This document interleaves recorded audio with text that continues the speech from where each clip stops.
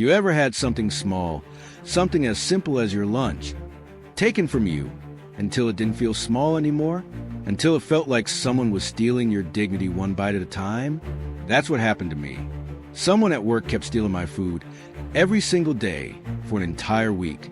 So I cooked up something special. Something that would burn this thief's memory for a lifetime. Literally.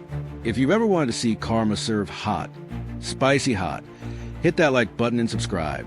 Because today, I'm sharing one of the most satisfying workplace revenge stories you'll ever hear. It was about 3 years ago. I worked in a huge factory, the kind that ran 24 hours a day, 7 days a week. 5 different temp agencies funneled workers through those doors like a revolving conveyor belt of faces. You could work there for months and never see the same person twice. The machines were loud, the air thick with grease and sweat. 12-hour shifts left us exhausted, but lunch was the one thing that made it bearable. A quiet break from the chaos. A tiny slice of control in a place that took everything else. And that's when it happened. When someone decided my lunch, the one I'd made with my own tired hands, was up for grabs. It started small. Day one, I opened the fridge, and my food was just gone. At first, I blamed myself. Maybe I'd left it on the counter. Maybe someone moved it. But day 2, same thing. Day 3, gone again. By the end of the week, I hadn't eaten a proper lunch in 6 straight days. Every time it happened, I'd open that fridge with a little hope and a lot of dread. The cold air would hit my face, and I'd stare at the empty spot where my lunch should have been. And that little spark of hope would die again. By the 6th day, I was running on fumes. 12-hour shifts, no food, and no clue who was behind it. The other workers didn't help either. They just shrugged. Yeah, it happens. People steal lunches all the time here. It was like this unspoken rule. Everyone just accepted it. But I couldn't. I wouldn't. There's something soul-crushing about being taken advantage of, especially when no one else seems to care. That's when the anger stopped simmering and started boiling. It was during my 6th lunchless day that I finally snapped. I was sitting there, chewing on stale vending machine crackers while the smell of someone else's hot food filled the room. And I thought, if they want to steal my food so badly, maybe I should give them something worth stealing. That's when the idea came. A beautiful, terrible, perfect idea. That night, I turned my kitchen into a battleground. I started with the good stuff, juicy strips of steak, caramelized onions, roasted peppers, warm tortillas, steak fajitas. I wanted it to smell irresistible.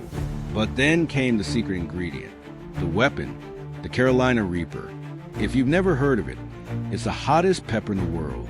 Just cutting it made my eyes water and my hands burn. But I wasn't just cooking, I was forging justice. I minced the Reapers into a vibrant pico de gallo, diced tomatoes, onions, cilantro, lime. It looked innocent, beautiful, even, and I spread it lovingly over my fajitas. When I was done, I packed it all into a clear Tupperware container.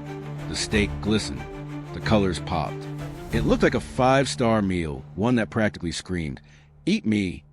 I smiled, sealed the lid, and whispered, "Go ahead, steal this." The next morning, I arrived early. The factory was already humming with noise, the machines pounding like a heartbeat. I placed my masterpiece in the middle of the fridge, front and center. No label, no warning, just temptation, waiting.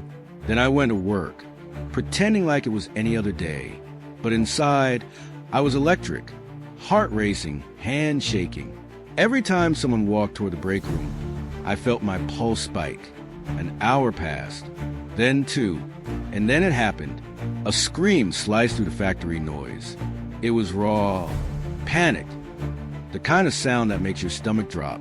People started running toward the break room. I joined them, pretending to be confused. But the second I walked in, I froze. There on the floor was a woman I barely knew, a temp worker who'd started only a week ago. She was gasping for air, clutching her throat, eyes wide and streaming with tears. My Tupperware sat beside her, half open, empty. Someone shouted, "Call an ambulance!" Others rushed to her side, fanning her, panicking. I just stood there, heart pounding, mouth dry, realizing my lesson had gone further than I'd ever intended.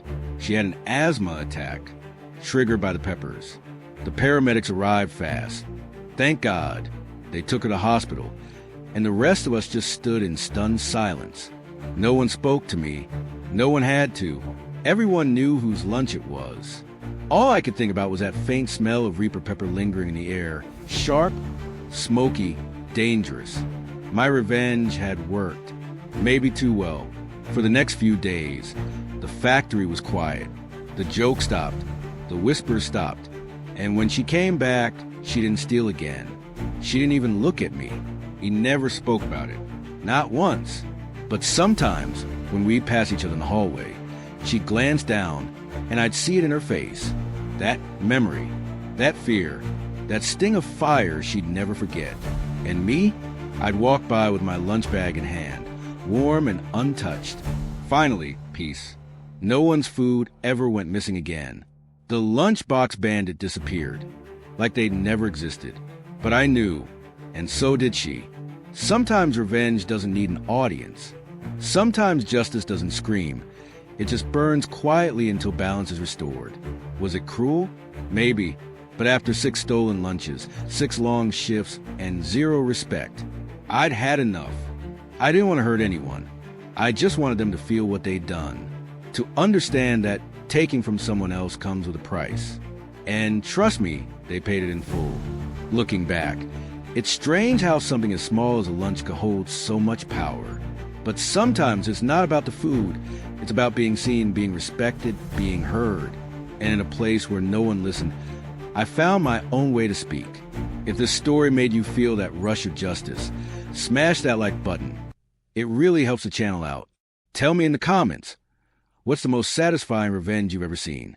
And don't forget to subscribe, because here, karma always gets served hot.